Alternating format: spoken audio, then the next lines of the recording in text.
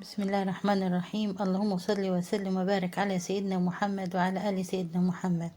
إن شاء الله النهاردة هنعمل فتة شاورمة الفراخ بطريقة سهلة وموفرة جدا، ما فيهاش أي تكاليف زيادة. الكمية دي تقضي 5 أفراد. ادي معانا شوية عيش قطعناهم كده مكعبات، عيش شامي، عيش بلدي مصري. بتحمريه في شوية زيت زي ما احنا شايفين كده اهو. بنبدأ نحمرهم ونديهم لون حلو كده كويس. بنحضرهم أول حاجة في خطواتنا. خلي بالنا احنا هنستفاد بكل حاجة بنستخدمها هنا في الفيديو. الزيت ده انا هستفاد بيه تاني برضو. انا يعني موفراه شوية عشان الزيت العيش ياخد لون حلو كده فيه ويتحمر يبقى حلو، ويبقى فيه الجرمشة الحلوة اللي بتستطعميها وانتي بتاكلي الفتة. فادي زي ما احنا شايفين خد لون كده، وهعمل الكمية كلها اللي معايا بالشكل ده لحد ما اخلصها للاخر.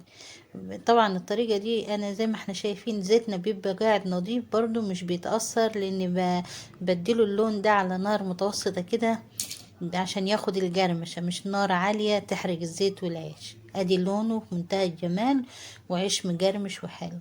طبعا احنا عارفين قبل كده انا نزلت وقلت التتبيلة بتاعت الشاورما زي ما احنا شايفين. بهارات الفراخ حطيناها والكاري والكركم وبهارات الفراخ والملح والفلفل والثوم باودر وبصل باودر ومعلقة خل، وانا بقلبهم تقليبة حلوة. ويا ريت تكون التتبيلة دي مجهزاها مثلا من يوم اللي قبليه، بحيث ان الفراخ تاخد الطعم كويس وتبقى طعمها جميل. وجاهز عندي جريلا طاسة زي ما احنا شايفين، وابدأ احط القطع بتاعت الفراخ بتاعتي. هو صدر فرخة بالظبط، لو جبتيه هيقضي ال5 أفراد، هيقضي وهيبقى أكلة حلوة وجميلة. ادي انا بديله التشويحة زي ما احنا شايفين كده وبقلبه. كل ناحية بتاخد الصدمة بتاعت التشويحة دي والتقليبة. انا عندي طبعا الجريلا بتاعتي بغطا شوية بسيبها، بغطي عليها بحيث انها تبقى قاعدة طرية زي ما هي زي ما احنا شايفين. برضو من الحاجات المهمة في التتبيلة بتاعت الشاورما، لو متوفر عندك زبادي تحطي معلقتين زبادي في التتبيلة بتاعت الفراخ، بتدي طراوة وبتدي كده نكهة حلوة برضو للفراخ. انا باخد الكمية بتاعتي كلها اللي انا متبلاها بعملها الطريقة دي، بشوحها كده وبسويها بالطريقة دي، بتاخد طعم الشوي كده ونكهة تاني، بتبقى في منتهى الجمال زي ما احنا شايفينها اهي اللون الجميل، وفي نفس الوقت هي طرية. انا كده بنتهي كده من تحمير الفراخ. عندي كده جهزته وحمرت عندي العيش. ابدأ بعد كده اعمل الخطوة التانية بتاعتي. طبعا انا معروف اني بس بعمل تومية برضو اللي بطعم بيها احلى حاجة طبعا في الفتة بتاعتي. التومية دي كوباية ونص مية على معلقتين نشا كبار كده على البارد. انا بقلبهم كده تقليبة حلوة لحد ما دوب النشا كويس فيها، وابدأ بعد كده اخدهم على النار برضو نار متوسطة كده، وابدأ اقلب فيهم لحد ما بيبدأ النشا طبعا في المية يتماسك. هتبقى عاملة طبعا زي المهلبية كده بس اتقل طبعا من المهلبية. هتشوف سمكها بدأ يتقل النشا معايا، وانا بقلب ما بشيلش ايدي من التقليب عشان ما يكلكعش الخليط بتاعي.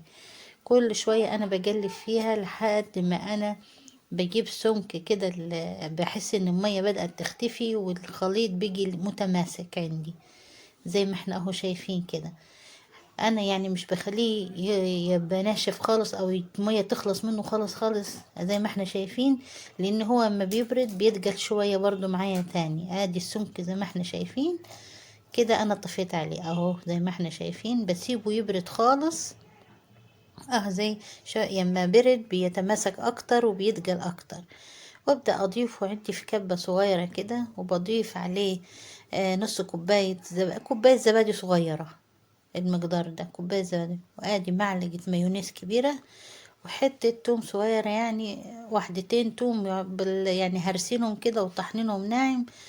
وبحط معلقة خل كده زي ما احنا شايفين، وابدأ اضرب عندي الخليط ده زي ما احنا شايفين. حطيت برضو اهو ملح عشان اظبط الحياج بتاعهم.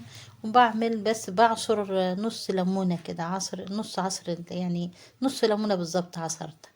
ده الزيت بتاعنا اللي حمرنا فيه العيش، انا بستفاد بيه برضو، لان بيبقى برضو ما بهدرش في حاجة. زي ما احنا عارفين كل حاجة دلوقتي غالية. بالتدريج بضيف الزيت، وابدأ كل شوية اخلط المقدار بتاعي، واضيف المقدار واضيف كمية من الزيت لحد ما انا بظبط السمك بتاعها. زي ما احنا شايفين اهو، ناعم كده وفي منتهى الجمال، والله طعمها في منتهى الجمال. يعني ممتع كده وانتي بتاكليها مع العيش والفراخ والرز. ادي شايفين سمكها قد ايه. هي برضه لما بتقعد شوية برضه بتتجل سنة صغيرة كده. حضرت فراخي والتومية. هبدأ أعمل الرز بتاعي.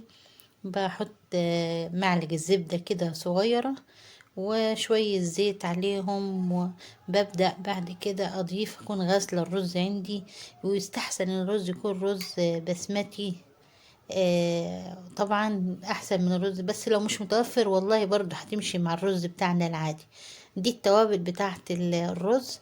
بحط كاري وتوابل الفراخ اللي عندي متوفرة، وورق لوري وحبهان وحتة جرفة صغيرة وابدأ اشوحهم في الزبدة وكده. وببدأ بعدين اكون غاسلة رزي، واروح ضيفاه على طول واقلبه قلبتين. بعدين ببدأ اضيف المية المغلية عليه. طبعا الرز بسمتي معروف ان هو بياخد كد ضعفه مية. يعني لو كوبايتين رز ياخدوا 4 مية. ادي زي ما احنا شايفين. وهنحيج الرز كده ونظبط حياجه كويس، ونسيبه يستوي طبعا على نار متوسطة. واول ما يبدأ في الغليان بهدي النار عليه، والمهم لحد ما يستوي.